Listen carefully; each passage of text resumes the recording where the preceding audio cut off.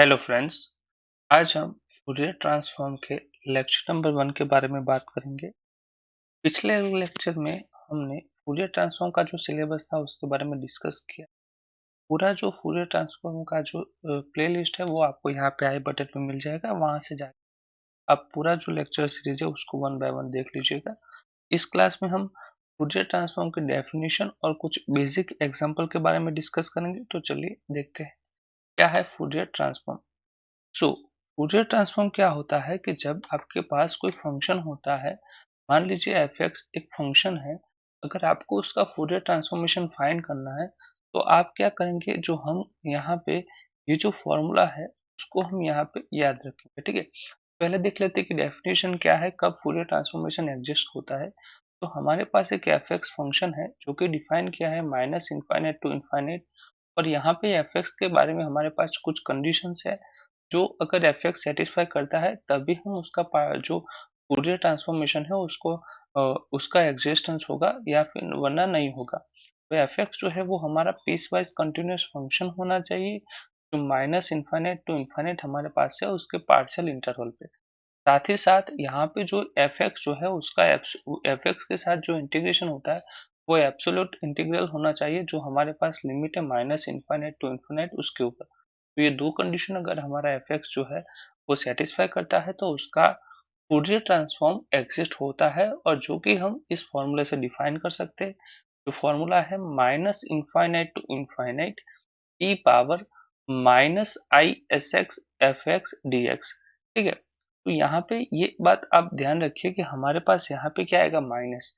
हमने जो भी रेफरेंस बुक यूज की है उसमें यहाँ पे माइनस है, तो हम उसी को लेके चल रहे हैं। ठीक है, तो यहाँ पे हमारे पास जो भी आंसर आएगा वो है, वो एस के फॉर्मेट में आएगा। तो वो जो भी फंक्शन बनेगा उसको हम कह देंगे यहाँ पे कैपिटल एफ एस।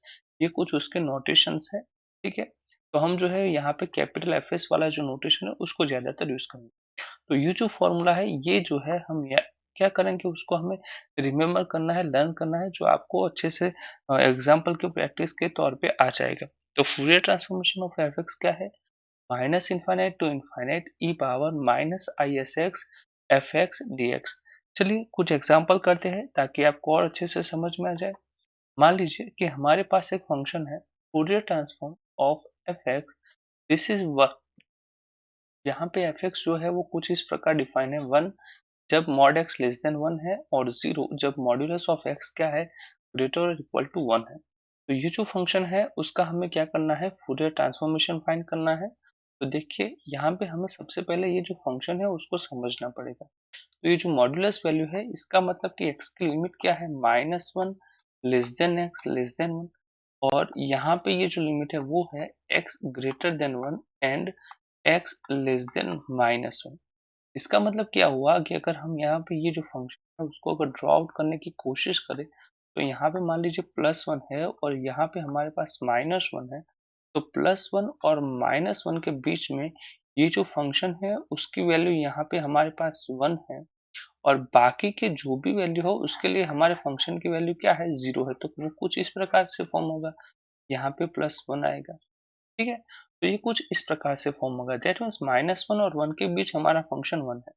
अब हम इसका फूरियर ट्रांसफॉर्मेशन फाइंड करते हैं, तो इसकी फॉर्मूला जो है, Fourier transform of f x this is equal to minus infinite to infinite e power minus i s x f x d x. ठीक है, ये होगा। तो नाउ अब हम क्या करेंगे, हमारा यहाँ पे जो ये एफ एक्स है वो किस किस पार्ट में डिफाइन जो ब्रेक हुआ है उसके बारे में हम पहले डिस्कस करेंगे। जो x है हमारा -1 से जब छोटा है तब उसकी वैल्यू क्या है, 0। सो मैं यहाँ पे ये जो इंटरवल है हमारे पास minus infinite to plus infinite, ये कुछ इस प्रकार से ब्रेक होगा, that is minus infinite to -1, फिर -1 टू +1 और उसके बाद +1 टू इनफाइनाइट। ठीक है, इस प्रकार से इंटरवल में ब्रेक होगा। तो देखिए minus infinite to -1 e power minus i s x into f x.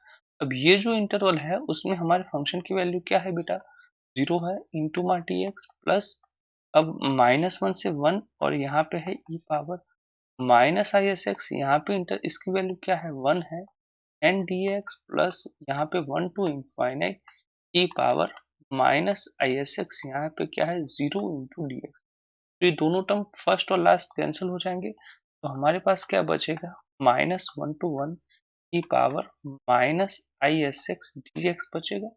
अगर हम इसका अगर इंटीग्रेशन करें तो हमारे पास आएगा e power minus i s x upon minus s, where lower limit is -1 and upper limit is 1।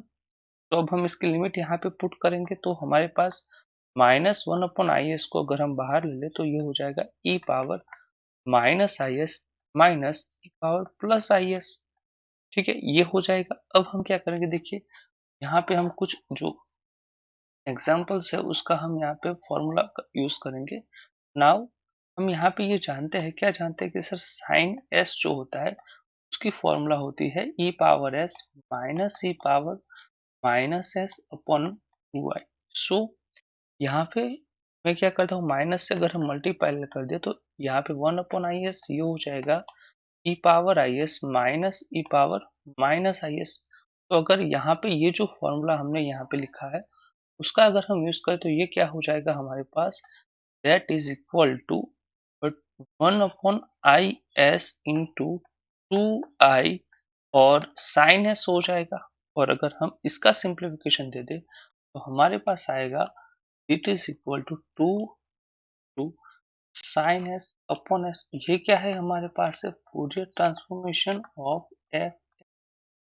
ठीक है, तो हम इस तरह से किसी भी फंक्शन का फूरियर ट्रांसफॉर्मेशन फाइंड करेंगे। सो हमारा बेसिक कॉन्सेप्ट क्या है कि फंक्शन किस तरह से दिया है ये आपको सबसे पहले समझना होगा। इसके रिलेटेड जो कंडीशन बनती है उसको समझिए, इंटरवल को ब्रेक कीजिए और आपका आंसर आपके साथ है। एक और एग्जांपल बात करेंगे ताकि आपको अभी और अच्छे से समझ में आ जाए। देखिए हमारे पास यहाँ पे फंक्शन क्या है, find the Fourier transform of fx which is equal to e power I omega s where a less than x less than b and 0 for x less or equal to a and x less or equal to b। Okay, तो हम क्या करेंगे यहाँ पे Fourier transformation of f x की formula क्या है जरा साथ बोलिए, minus infinite to infinite e power minus i s x into f x d x ये होगा। Now this is equal to minus infinite to infinite की power minus i s x यहाँ पे एफ एक्स।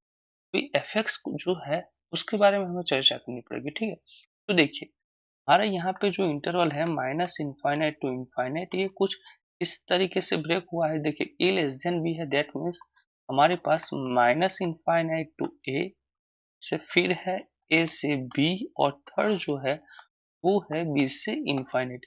अभी यहाँ पे ये जो है वहां पे फंक्शंस की वैल्यू क्या है हमारे पास जीरो है, तो मैं zero into D x plus बाद में आएगा ए टू बी की power minus i s x, यहाँ पे हमारे पास वैल्यू क्या है आई डब्ल्यू s d x plus last में जो बी से इनफाइनाइट है उसमें वैल्यू क्या है minus i s x into zero into D x ये हो जाएगा। ठीक है, अब हम क्या करेंगे यहाँ पे इसका सिंप्लीफिकेशन, देखिए फर्स्ट और लास्ट टर्म तो वैसे भी जीरो, तो हमारे पास बच गया ए टू बी अब e power minus i s x into e power i डब्ल्यू एस डी एक्स। ठीक है, चलिए अब इसका थोड़ा सा सिंप्लीफिकेशन दे देते ताकि हमें और अच्छे से समझ में आ जाए कि भाई अब क्या करेंगे।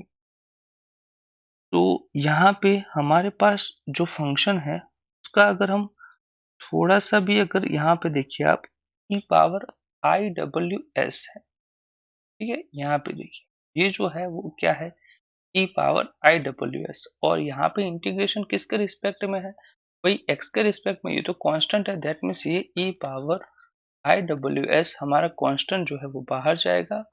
बाद में हमारे पास आएगा a to b e power minus i s x d x.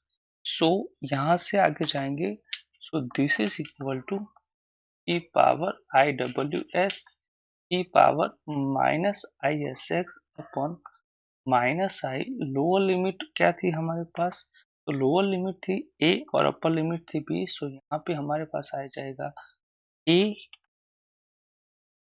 तो यहाँ पे हमारे पास आ जाएगा